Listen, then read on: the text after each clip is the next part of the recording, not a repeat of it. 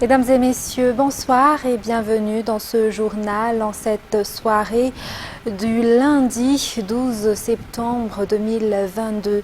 Dans les actualités de ce jour, page politique pour commencer.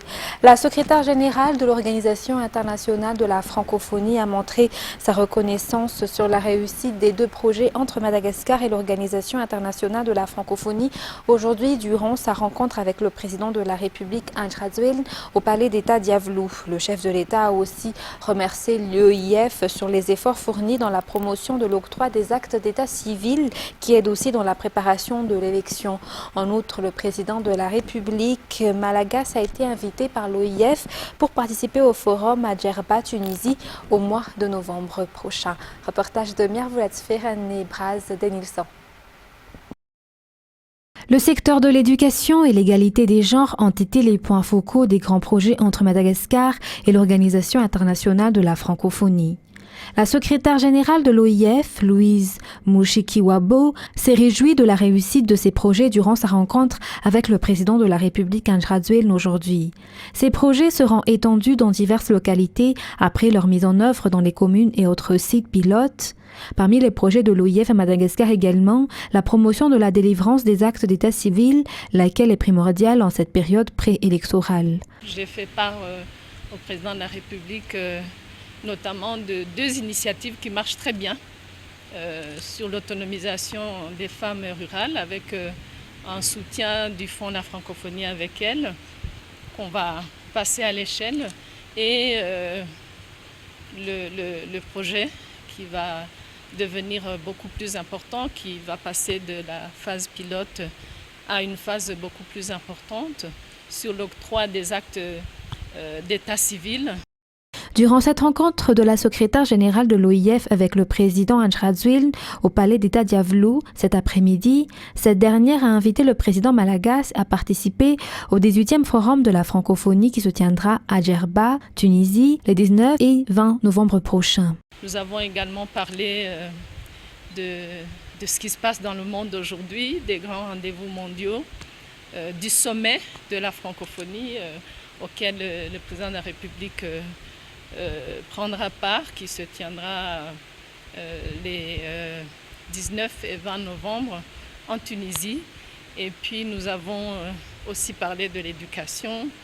Il m'a fait part de cette grande initiative de Madagascar émergent. Nous avons donc passé en revue à la fois la coopération entre la francophonie et ce beau pays qui est notre pied-à-terre dans l'océan Indien, mais aussi des soucis et des opportunités qu'il y a dans le monde aujourd'hui. Il a été aussi discuté durant cette rencontre entre le chef de l'État Malagas et l'ASG de l'OIF, l'amélioration de la relation économique, culturelle et politique entre les deux parties. L'avenir de l'OIF dans le numérique, qui a une grande place dans le domaine économique, a été abordé par les deux parties ce jour, un sujet qui sera aussi examiné lors du forum à Djerba en Tunisie. Et justement, dans le cadre de cette coopération entre Madagascar et l'OIF, seulement 20% des Malgaches parlent le français actuellement selon les données de l'Académie malgache. Or, il est important de maîtriser les langues étrangères pour pouvoir s'ouvrir sur l'extérieur, a déclaré aujourd'hui le ministre des Affaires étrangères lors de la visite du secrétaire général de l'OIF à Anoussi. Les détails avec Ruth Christelle Rakousmalal et Yves Janel. Le nombre des usagers de la langue française dans le monde est aujourd'hui en baisse. La secrétaire générale de l'OIF, Louise Mushikiwabo, a déclaré que c'est dû à la situation géopolitique actuelle. Les francophones sont aujourd'hui aux États-Unis d'Amérique, en Chine, en Turquie, dans d'autres espaces qui ne sont pas nécessairement des espaces francophones. Et donc, nous avons évoqué ce sujet, puisqu'on est la francophonie, de toute façon, on est une organisation multilatérale, mais avec la particularité d'être liée par la langue française. Pour le cas de Madagascar, 20% des Malgaches utilisent le français dans toute l'île, 0,57% des Malgaches ne parlent que le français et 15,87% le pratiquent occasionnellement, selon les données de l'Académie malgache. Le ministre des Affaires étrangères Richard Ndjamanjat soutient que nous devons maîtriser plusieurs langues si nous voulons nous ouvrir sur l'extérieur et améliorer les relations avec les autres pays. Par ailleurs, lors de la rencontre avec la secrétaire générale de l'OIF ce jour à Anoussi, la prochaine élection a également été discutée, notamment la participation de l'OIF dans l'envoi des missions d'observation. À cette occasion, la secrétaire générale a également confirmé que le 18e sommet de la francophonie se tiendra la 3e semaine de novembre à Djerba, en Tunisie. Parlons toujours des travaux de l'OIF à Madagascar. Le projet d'acte d'état civil est le fruit d'une coopération entre la région Analamang et l'Organisation internationale de la francophonie ou OIF. Ce projet entre dans le cadre des domaines d'intervention de l'OIF dans le pays membre, visant ainsi à faire bénéficier de leurs droits ces personnes, surtout les enfants. Le but est de délivrer le maximum d'actes de naissance aux personnes qui n'en ont pas dans la région Analamang. Reportage sur les images de Dara Ranjiansu. Plus de 16 000 personnes ont déjà obtenu leur acte de naissance depuis le projet Acte d'état civil mis en place par la région Analamang en collaboration avec l'Organisation internationale de la francophonie ou OIF durant 6 mois. Le projet entre dans sa deuxième phase actuellement. Selon la secrétaire générale de l'OIF, il ne restera pas seulement un projet pilote. Aussi à informer, à partager l'information avec tous les acteurs concernés. Notre appui consiste également à mobiliser les autres acteurs qui travaillent sur ce projet et enfin les connaissances techniques d'enregistrement et la digitalisation des actes d'état civil. Le but est ainsi d'augmenter au maximum le nombre des personnes pouvant bénéficier d'actes d'état civil. L'OIF mobilisera plus de moyens pour la réalisation de ces objectifs avec l'aide de l'État et les partenaires locaux comme la région Analamang. On arrête le projet pilote et on passe au vrai projet avec beaucoup plus d'enregistrement, avec une population cible beaucoup plus élargie, bien évidemment de notre côté des budgets beaucoup plus conséquents. Et donc à partir de maintenant, nous allons passer à une vitesse supérieure avec les autorités locales. Nous allons être guidés par rapport aux zones, aux régions. Et donc ce projet pilote a été fructueux et c'est pour cela que nous pensons que puisque le besoin est là, puisque nous avons une excellente collaboration avec les autorités malgaches, nous allons donc exactement passer à l'échelle et faire beaucoup plus d'enregistrements d'actes de naissance. Le lancement officiel de la deuxième phase de ce projet d'état civil a été effectué aujourd'hui à l'hôtel de ville d'Analanquil pour la région Analamang. Dans un tout autre sujet, à présent, page divers. Un ancien collaborateur du gouverneur de la région Analamang utilise le nom de ce dernier pour des actes d'escroquerie, notamment l'accaparement de terrains à Faravou, selon les explications du gouverneur Erason Marmak. Aujourd'hui, une partie du terrain appartenait auparavant au gouverneur et il l'aurait vendu à ce collaborateur. Mais ce collaborateur accapare tous les terrains des environs et expulse des personnes illégalement. Reportage sur les images de Zaranjensu. Le gouverneur de la région Analamang n'aurait plus rien à voir avec ce terrain situé à Faravouach, selon ses dires. Il a déjà vendu sa part à un certain Ivra Bardzuil, un ancien collaborateur. Pourtant, actuellement, son nom est cité dans des publications sur les réseaux sociaux selon lesquelles il serait accaparé le terrain qu'il avait déjà vendu. Face à cela, le gouverneur de la région Analamang, Erason Marmak, est descendu sur les lieux aujourd'hui pour clarifier la situation. Selon lui, on utilise son nom pour des actes d'escroquerie. Ce terrain se divise en deux. Il y a celui qui m'appartenait auparavant et que j'ai vendu à Ivra Bardzuil et celui où il y a déjà une maison en construction. Lors de la vente de terrain, il a pris l'acte de vente chez le notaire où l'on l'a mis et l'a transféré à un autre notaire. Quand je l'ai acheté, l'autre terrain était encore au nom d'une certaine Yvonne, car ces deux terrains ont le même titre. Bizarrement, après transfert de dossier, tous les terrains étaient au nom d'Ivra Bardzuil après vérification de la situation juridique. Et en février dernier, les personnes possédant l'autre terrain ont été expulsées de leur domicile. Selon toujours les explications du gouverneur, il s'agit d'une escroquerie dans cette affaire car l'huissier qui avait signé la décision d'expulsion était un huissier qui est décédé en 2020, donc il utilise également le nom d'un huissier mort pour ses actes. Le gouverneur a déclaré sa volonté d'aider ces personnes victimes d'expulsion et de faire la vérité sur cette affaire. Les responsables de la commune étaient également sur les lieux pour vérifier s'il y a autorisation de construction pour cette maison. Une affaire à suivre. Dans les actualités de ce jour également, toujours dans cette page fait divers, 12 personnes ont perdu la vie suite à la collision hier vers 17h à Antsui d'une vedette transportant des personnes avec une embarcation transportant des marchandises. L'embarcation a pris la fuite après l'accident mais a été appréhendée à Analalave. Cette dernière n'a pas respecté les lois et les mesures sur la navigation selon le rapport de l'APMF. L'État a déjà pris en main la situation par le biais du Bureau national de la gestion des risques et catastrophes ou BNGRC. Le détail avec Fanjessena Mireille sur les images d'Yves Janel. Une vedette à moteur faite en bois dénommée Mazana 2, qui transportait 35 personnes d'Ambik vers Antafiatsap, Antsui, a été victime d'un accident sur le fleuve de Nilalouse hier vers 17h. Cette vedette est entrée en collision avec une embarcation de transport de marchandises dénommée Ovi Fensu et qui allait rejoindre Analalave. Cet accident a entraîné la mort de 12 personnes. L'embarcation a pris la fuite, mais grâce à la coopération des forces de l'ordre, elle a été appréhendée à Analalave vers 1h du matin. Elle avait 7 personnes à son bord et n'avait ni radar ni éclairage alors qu'elle navigue en pleine nuit, selon le rapport de la PMF ou Agence portuaire maritime et fluviale. L'État malagasy, à travers les autorités locales, a immédiatement pris ses responsabilités. La recherche des personnes portées disparues se poursuit.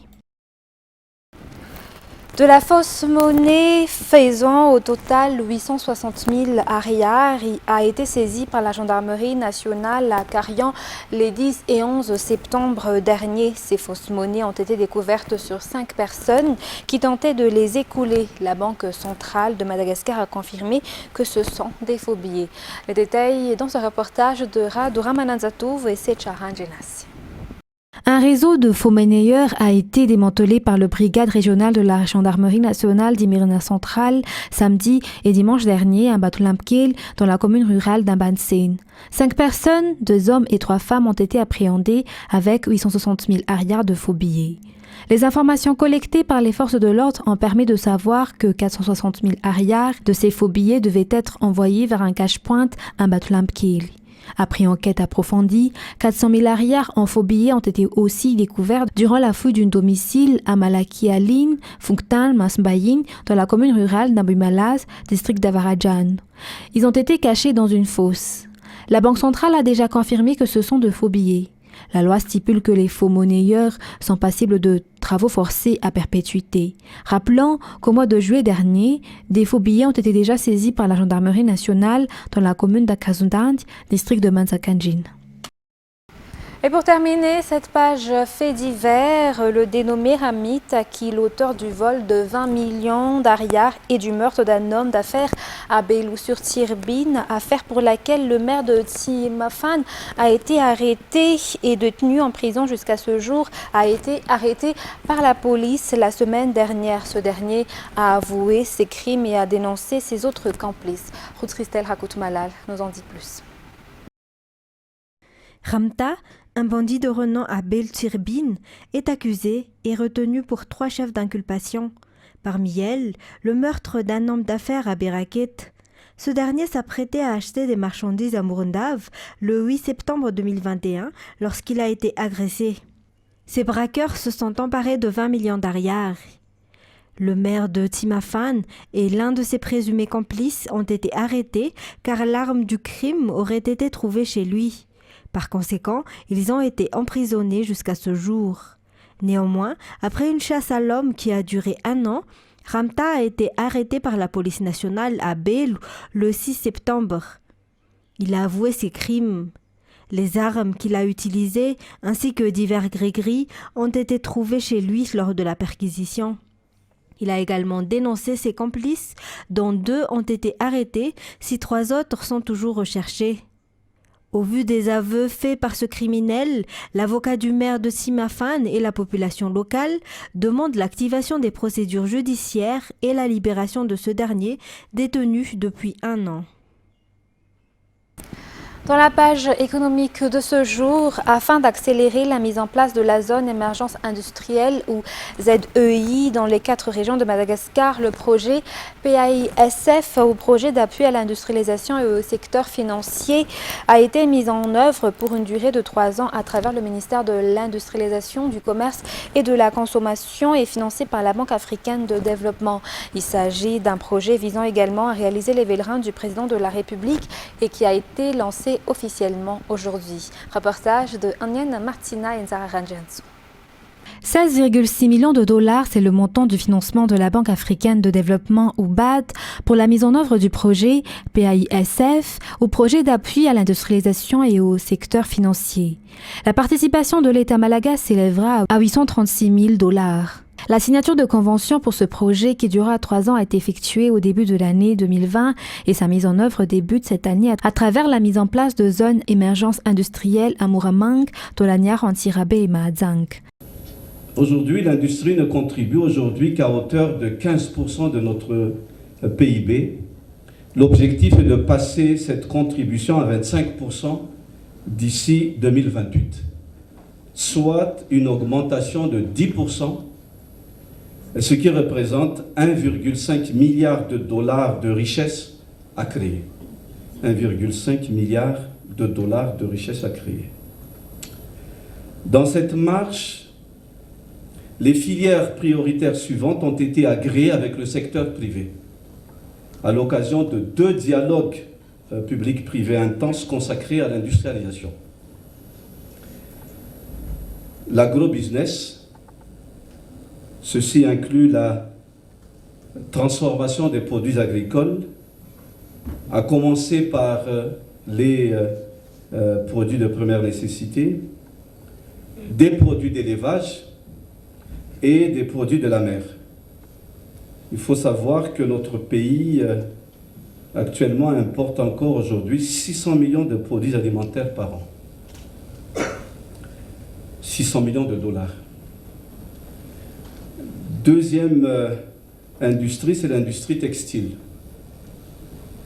Après, les industries de transformation minière, telles que la fabrication du ciment, les huiles essentielles et les énergies renouvelables, biogaz et éthanol. Les besoins sont donc identifiés et la stratégie pour y parvenir est très claire. Attirer les investissements nationaux et les investissements directs étrangers dans ces filières prioritaires.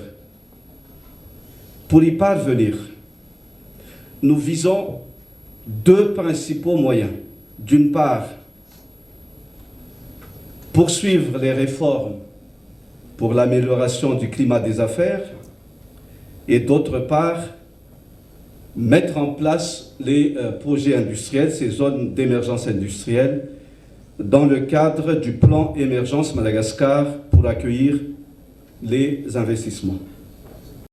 Dans le cadre de la réalisation du projet, le secteur financier a été mis en évidence, notamment la facilitation de l'accès aux petites et moyennes entreprises pour un meilleur fonctionnement du secteur industriel, mais aussi l'importance d'un système de formation adapté aux besoins du marché. Le lancement officiel du projet PAISF s'est tenu aujourd'hui à Annecy. Dans les actualités internationales, toujours concernant les funérailles de la reine Elisabeth II, la procession accompagnant la dépôt justement d'Elisabeth II vers la cathédrale Saint-Gilles d'Édimbourg, où son cercueil sera exposé au public après un service religieux, est parti mené par le nouveau roi Charles III, entouré de sa sœur Anne et de ses frères Andrew et Édouard. France 24 nous en dit plus. Une dimension quand même très religieuse, voire religieuse, et puis il y a une volonté de s'ancrer dans l'histoire, et ces grandes liturgies royales ont pour fonction de souligner l'enracinement de la monarchie dans un passé multiséculaire. Voilà, la dépouille de la reine, le cercueil est sorti de la voiture et va donc faire son entrée dans cette immense cathédrale de Saint-Gilles à Édimbourg. Énorme émotion et recueillement, bien sûr. Voilà, donc il y a les 4 enfants de la reine et je pense que les autres Où membres de la sont-ils? famille Vous les avez vus? Les 4 enfants de la reine sont juste derrière le cercueil, D'accord. comme ils l'étaient au moment de la procession. Et je vois mal, mais je pense que sur le côté, il y a d'autres membres de la famille royale. Seule la reine était dans la voiture et les autres membres de la famille royale étaient dans la grosse voiture qui était derrière. Et justement, des centaines de milliers de personnes vont pouvoir se recueillir ces prochains jours devant le cercueil de la reine Elisabeth II, d'abord à Édimbourg, puis à Londres, avant ses funérailles prévues le 19 septembre à l'abbaye londonienne de Westminster. France 24 nous en dit plus. Karim, vous avez assisté donc à cette procession dans les rues d'Édimbourg. Les anonymes vont pouvoir se recueillir à partir de 18 h dans la cathédrale. Les anonymes pourront accéder un peu plus tard dans la soirée au corps d'Elisabeth II. Ils étaient extrêmement nombreux à s'être déplacés aux abords de la cathédrale Saint-Gilles. Il en reste encore quelques-uns qui sont en train d'écouter la cérémonie religieuse retransmise grâce à des haut-parleurs sur ce Royal Mile qui relie Holyrood House au château d'Édimbourg et où se trouve donc cette cathédrale Saint-Gilles. On a entendu il y a quelques instants le psaume 23 qui a été interprété. Il avait déjà été interprété lors du mariage de la reine il y a de très très nombreuses années. En tout cas, c'était un moment très émouvant, historique pour beaucoup d'Écossais qui s'étaient rassemblés ici à Édimbourg. Beaucoup soulignaient que c'était un moment qu'ils n'auraient voulu rater pour rien au monde et un certain nombre d'entre eux auront encore l'occasion de venir se recueillir devant la dépouille de la reine Elisabeth II pour laquelle ils ont dit toute leur affection ces derniers jours depuis que son décès a été annoncé. Depuis que son cercueil a traversé des régions qu'elle affectionnait tant du côté de l'Écosse, depuis Balmoral jusqu'à Édimbourg. Et demain, un avion l'emmènera vers Londres et ça sera la fin de la partie écossaise de cette quinzaine de jours de recueillement et de mémoire consacrés à la reine Elisabeth II. Avant les funérailles lundi prochain à Westminster. Merci beaucoup. En France, à présent, le procès en appel des attentats de Charlie Hebdo et de l'hypercachère de la porte de Vincennes, qui en fait 17 morts en janvier 2015, s'est ouvert aujourd'hui à Paris. 2 accusés sont réfugiés par une cour d'assises spéciale, Alireza Polat et Ammar Ramdani. France 24. 7 ans après les attaques de l'hypercachère et de Charlie Hebdo, 2 des 14 accusés en 2020 vont être de nouveau jugés. Ils avaient écopé des plus lourdes peines en première instance pour leur rôle présumé dans ces attentats et ont décidé de faire appel. Richard Malka, avocat de Charlie Hebdo, souhaite également repartir de zéro. À partir du moment où il y a un second procès, il faut que ça serve. Donc il faut creuser encore plus loin, donc c'est ce que je vais essayer de faire. Sur le banc des accusés, Alireza Polat, condamné à 30 ans de réclusion criminelle pour complicité de crimes terroristes, est considéré comme le bras droit d'Amedi Koulibaly, le tueur de l'hypercachère. Selon les enquêteurs, il a eu un rôle actif dans la préparation de l'attentat et dans celui de Charlie Hebdo perpétré par les frères Kouachi. Il a toujours clamé son innocence. L'autre accusé est Ammar Ramdani. Il a écopé de 20 ans de réclusion pour association de malfaiteurs terroristes criminels. Également proche d'Amedi Koulibaly, il lui aurait apporté un soutien logistique. Dans ce procès en appel, 30 jours d'audience sont prévus. Il sera de nouveau filmé pour l'histoire. Le verdict est attendu le 21 octobre. Mesdames et messieurs, c'est la fin de ce journal. Merci de votre fidélité. Très bonne continuation sur Viva. Au revoir.